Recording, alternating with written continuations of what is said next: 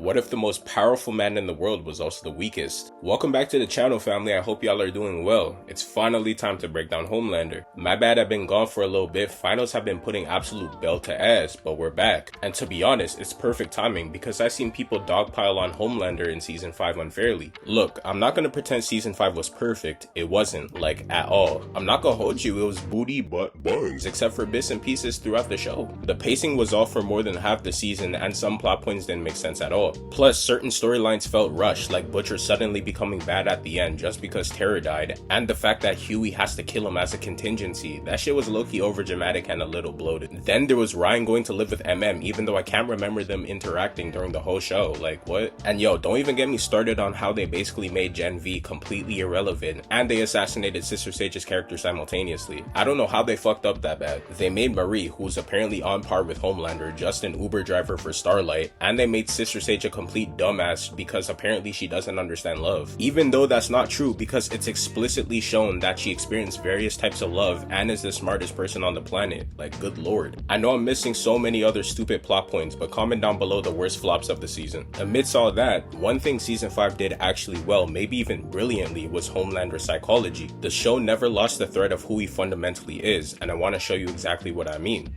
This guy, one of the most chilling, maniacal, and malignant characters in all of cinema history, turns into this idiotic sniffling mess on his knees and begging. Does that feel out of character to you? Because if it does, I'd argue we've been watching a different show. Homelander was never this cold, calculating supervillain that people thought he was. He was always this weak, mentally unstable idiot, and if you actually pay attention, the show tells you that from the very beginning. Now, real quick, before we get into it, some of y'all like in my last videos are gonna watch this and cause an influx in the comments to say, "Oh bro, this is obvious. I mean, duh. I don't know why he's talking about it, da-da-da-da-da." And you're right, it is. But hear me out. In my last video, I made what I thought was a pretty relevant point, and I say relevant because low-key I be doom scrolling on TikTok and see the most idiotic takes. Those people genuinely have no media literacy, so if y'all watching this and think it's common sense, in an ideal world it is, but unfortunately it's not. Y'all are the smart ones. Anyway, before we break down Homelander, please like and subscribe. Number one, I would appreciate it a lot, but most importantly, it's what Claire would have wanted. With that aside, let's get into it. One of the biggest mistakes people make with Homelander is thinking he was born evil or that he would be the average person with power like that. No, he wasn't, and that's not true. In fact, when it comes to his upbringing, it was the opposite. Homelander was actually quite a nice child that just wanted a regular childhood with love and affection. He even used to snuggle with Dr. Vogelbaum and listen to his stories, but Vought put a stop to that. What Vought wanted was to create the perfect specimen, the perfect weapon they had complete control over. So, the idea of Homelander having genuine human bonds was a threat to their product. Instead of a home with a mother and father, he was created in a lab, raised without any real affection so he could never learn how to properly process complex emotion. They stripped him of human connection so he'd end up so socially stunted that he'd lack any real attachment to humanity outside of what Vought wanted. He was experimented on, tortured on an unimaginable scale, and, most importantly, people constantly reminded him that he wasn't a person, he was a product. The poor kid couldn't even pleasure himself without people mocking him. Obviously, that kind of upbringing doesn't just spit out a mentally stable person, and the show constantly reinforces that. His nasty-ass obsession with milk, his need for validation, etc. It all points to somebody with completely arrested emotional development. The only reason Homelander didn't snap sooner is that Vought hired world-renowned psychologists to ensure that the torture they inflicted on him resided in a need for love and affection. Hence why he uses those weird acts as a coping mechanism. Homelander obviously physically grew into the strongest man on Earth, but emotionally, he never matured past that lab. And that's exactly what Vought wanted, because emotionally dependent people are way easier to control. They made Homelander constantly search for love and authority in the wrong places. He genuinely has no idea what healthy connection even looks like. And when it's presented to him, he views it as weak and confusing, which directly leads into the next pillar. Homelander spends the entire show looking for parental figures. First, there's Stillwell, where Homelander projects a full mother figure onto somebody who's actively manipulating him. They kind of have an Oedipus thing going on. She uses the fact that he's drawn to her motherly energy to her advantage. The fact that he views her as a motherly figure keeps him codependent and subservient to Vought. Their dynamic is so interesting because at first you would think it would be sexual and the dynamic would be forged by Homelander, but in the Boys Diabolical show, it shows that she was advancing the sexual nature of the relationship when Homelander just just wanted a motherly figure. Eventually, Homelander tries to apply a similar dynamic with Firecracker, but since he knows that the dynamic would never necessarily be genuine due to the fact that Firecracker is a yes man, it doesn't feel the same. He already learned his lesson with Stillwell, he's not going to repeat the same mistake twice. Then, there's Vogelbaum, the closest thing Homelander ever had to a creator at that point. But Vogelbaum never treated him like a son, he treated him like an experiment and a project instead of a kid. The moment he got close, he had to redirect that energy back into crafting the perfect specimen for Vought. There's Stan Edgar, and honestly, Edgar completely destroys Homelander psychologically. He refuses to validate him like everyone else, and outright insults him. You are not worthy of my respect. You are not a god. You are simply bad product. Everybody fears Homelander, Soups included, but even without powers, Edgar doesn't. Bro stands on business. He talks to him like he's a disappointment and treats bro like he's a child throwing tantrums. Homelander hates that because deep down he still wants approval from authority figures even though he's a narcissist. Soldier Boy is probably the saddest example in the whole show because for once, Homelander genuinely feels like he found family. He has a real father, someone with powers and a similar history, someone who would actually get him, but instead, Soldier Boy rejects him almost instantaneously. He's pathetic. Soldier Boy looks at him and basically sees a worse reflection of himself, a spoiled, insecure man-child. And that rejection is the single most defining moment of Homelander's entire arc, because every father figure before Soldier Boy at least had some use for him. Vogelbaum needed him as a product, Edgar needed him as an asset, but Soldier Boy looked at him with full knowledge of who he was and what he can do and still chose nothing. Homelander could literally move mountains for Soldier Boy and it would still not be enough. That type of wound never heals. The Legend is where things get interesting. The Legend is the only older man in the series who treats Homelander like an actual person. He's staring death in the face, but instead of groveling or trying to manipulate Homelander to save his own skin, he gives Homelander some wisdom without any tricks. Just pure honesty without any strings attached. And notice how different Homelander acts around him after that. He seems confused, more human and less defensive, because despite everything, despite season 5 revolving around his so-called ascension, part of Homelander just wants to feel connection. He never learned how to maintain it without power and fear being involved, which is one of the main tragedies in the series. He wasn't doomed to end up this way. He genuinely could have been this world's Superman, but the meddling of Vought ran too deep. One of the most prominent examples of this would be how he handles his relationship with Ryan. Homelander was desperately trying to become the father figure he never had. What he doesn't realize is that he's recreating the exact same cycle that destroyed him. This is where the generational trauma conversation gets really dark. Ryan didn't ask for any of this. He's just a kid that wanted and thought he had a normal life. And for a while, his mother Becca was giving him exactly that. She kept him hidden from Homelander specifically because she knew and understood what Homelander was. She knew that the trauma and mental issues that Homelander carries and the trauma of how Ryan was created would pass on to him. But as we know, Homelander finds a way anyway. The tragedy in this relationship isn't that Homelander necessarily wants to hurt Ryan, at least not at first.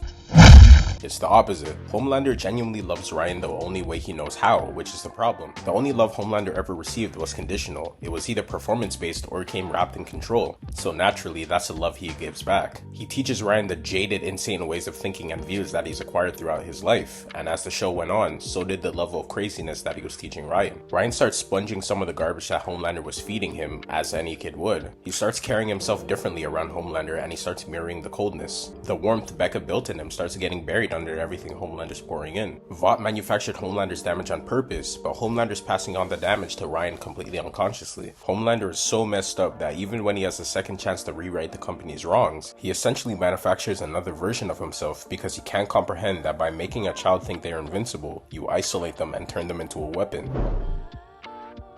Here's a contradiction at the core of Homelander that I don't think gets talked about enough. The dude wants a following built on fear, but he wants the loyalty to feel like love, which, as we all know, is impossible. Every person who bows to Homelander, he ultimately loses respect for, because subconsciously, he knows no self-respecting mature person would ever bow to him without incentive. Exhibit A.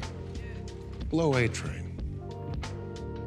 The Deep fawns over him constantly and Homelander treats him like absolute garbage. Not only because the Deep is a weak, degenerate ass, but because the Deep is a mirror. They're both insecure, both are desperate for external approval, and both of them are emotionally hollow underneath the surface. The only difference is that the Deep wears his weakness openly, while Homelander hides it behind godhood. So, when he sees the Deep groveling, he's not just seeing a pathetic man, he's seeing the version of himself that he refuses to acknowledge. And, naturally, he punishes him for it every single time. You see this exact same pattern play out in the Vought facility. This scene is extremely important to Homelander's character, because pay attention to what he actually does there. Instead of confronting his trauma like a strong person would, he recreates it and locks people up. He forces people to humiliate themselves in disgusting ways, and slaughters everyone else. He does this because he feels like this is the most emotionally vindicating route. Homelander finally gets to be the person with power in the room. For once in his life, he's not the one being degraded, he's the one doing the degrading. Hurt people, and sometimes they're so far gone that the only thing they know how to do is to pass on the pain to someone else.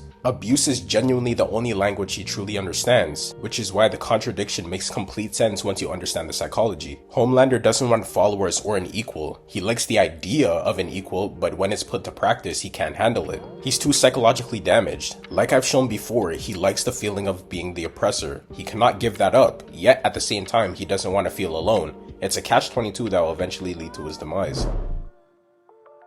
This is where I think a lot of people completely miss the point of the finale. Homelander was never evolving into some confident, untouchable god, he was unraveling. Season by season, he became more paranoid, impulsive, unstable, and childish, and I think that's what frustrated people the most. Season 1 Homelander was genuinely terrifying. That's when the mask was on and everything was cold and calculated because Vought was around to keep Homelander at bay. He was menacing in the way that truly dangerous people are menacing, because you can't fully read him. Season 1 Homelander had this vibe that was similar to Antony or like Patrick Bateman. He'd smile at you while making it perfectly clear he could end you at any second. The scariest part is that he didn't even have to raise his voice to be feared. That was just a cherry on top whenever things got really tense. By season 2, you slowly start seeing the cracks. The mask slips more frequently, he starts losing control, he starts hallucinating more and needing the crowd's validation more, etc. And the fans are absolutely loving it. They love that he's getting more unhinged and less hesitant to end people.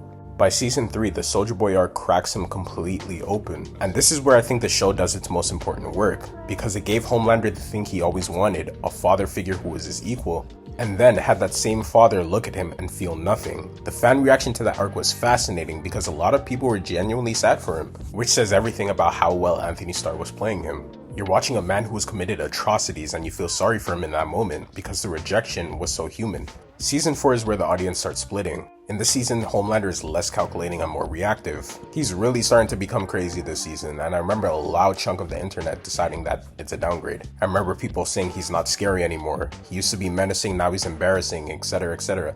And look, I understand that reaction, I really do, but I push back hard on it. The people saying that are looking at the show from the perspective that Homelander in season 1 was his true self. Every season where more and more chaos occurs, it takes a toll on Homelander and he starts becoming who he really is. This is what unchecked power does to an emotionally stunted person over time. It reveals the core qualities of their character, and at his core, Homelander is a terrified, hollow, desperate child who never got what he needed. And by season 5, that transformation is completely solidified. That's where you get the weird dream sequences, his desire for being a god, and most importantly, the begging scene with Butcher. The most powerful man in the world has been completely reduced to a little bitch boy who's on his knees begging for Butcher's mercy. Now, I do wish the finale went full scorched earth and took a little inspiration from the comics. And I also think that the show had the pieces to go even further and it flinched at the last second. Instead of focusing on like motherfucking testicle man or whatever the hell that episode was, they should have fully developed important characters, but I digress. Seeing Homelander reduced to nothing, the most powerful man in the world on his knees begging, it was almost as satisfying as seeing the ending we deserved.